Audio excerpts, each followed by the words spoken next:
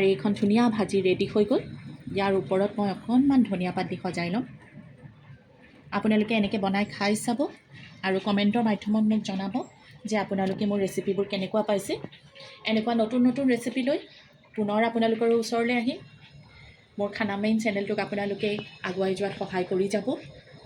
আজিলৈ আহিছোঁ, ধন্যবাদ।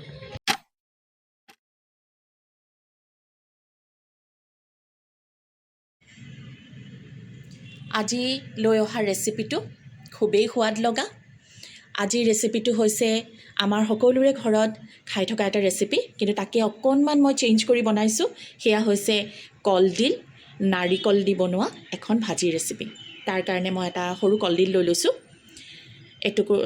এফাল নাৰিকল, আদা, নহৰু, জলকীয়া, ঠাণ্ডা দিনৰ আজিকালিতো আমাৰ সৰু আলু পাওঁৱেই, সেই সৰু আলু, নিমখ, হালধি, পাঁচফোৰণ আৰু জলকীয়া।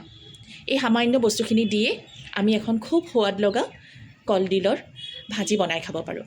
ব'লক তেনেহ'লে আজি নাৰিকলৰ সৈতে আৰু আলু মই একদম মিহিকৈ কাটি লওঁ আৰু নাৰিকলো মই মিক্সিত দি অলপ পেষ্ট টাইপৰ কৰি লৈছোঁ। ব'লক তেনেহ'লে এতিয়া কলডিলৰ ভাজিখন বনাওঁ। কেৰাহী মই গৰম কৰি লৈছোঁ।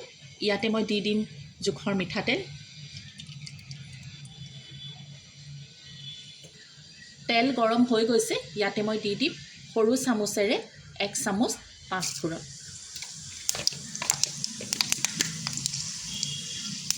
পাঁচফোৰণকেইটা ফুটিবৰ কাৰণে দিম আৰু ইয়াতে দি দিম মই এনেকৈ দুইফাল কৰি থোৱা জলকীয়া।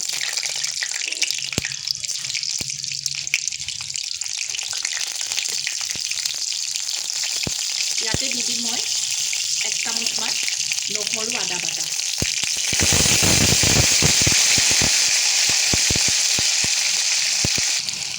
এতিয়া দি দিম কাটি থোৱা কলডিল আৰু আলু।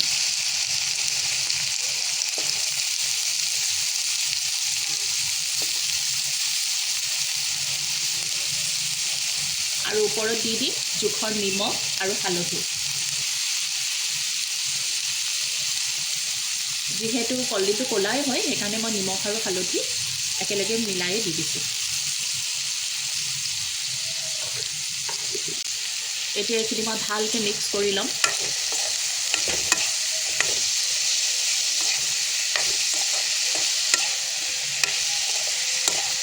মিক্স কৰা হৈ গ'ল।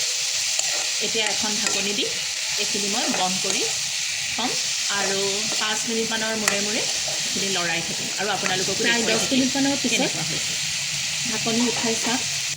এয়া চাওক কি ধুনীয়াকৈ কলডিলখিনি ঢাক খাই গ'ল, কিমান ধুনীয়া জৰজৰীয়া হৈছে। এতিয়া ইয়াৰ টেষ্টটো আৰু ভাল কৰি আমি ইচ্ছা কৰিলে এনেকৈও খাব পাৰোঁ। এনেকৈতো আমি প্ৰায় বনাই খাওঁৱেই ঘৰত, কিন্তু যিহেতু ইয়াৰ সোৱাদটো আৰু ভাল কৰিব মই বিচাৰিছোঁ, সেইকাৰণে ইয়াৰ ওপৰতে মই দি দিম পেষ্ট কৰি থোৱা নাৰিকল। এই সোৱাদটো আৰু ভাল কৰিব।